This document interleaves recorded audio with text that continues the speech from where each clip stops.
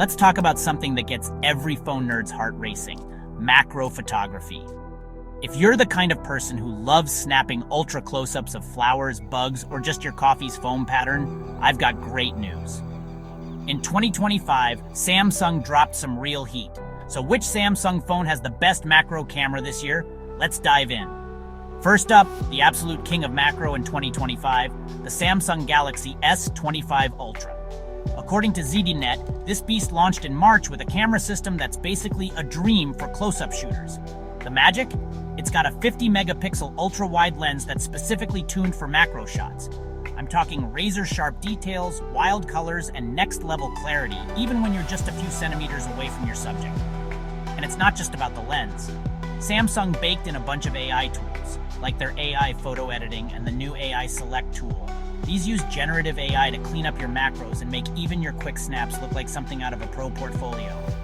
Now, you might be wondering, what about the rest of the phone? The S25 Ultra comes loaded. We're talking a 200MP main cam, 2 telephoto lenses, a gorgeous 6.9-inch AMOLED screen, the latest Snapdragon 8 Elite chip, and a titanium frame that feels premium and tough. But all that goodness does come at a price, starting from $1,299. If your wallet isn't ready for ultra-level spending, don't worry. Samsung's got options. Check out the Galaxy A35 5G. It's rocking a dedicated 5MP macro lens, so you still get crisp close-ups, but at a much friendlier $399. You get solid specs too, a smooth 120Hz AMOLED display and a beefy battery.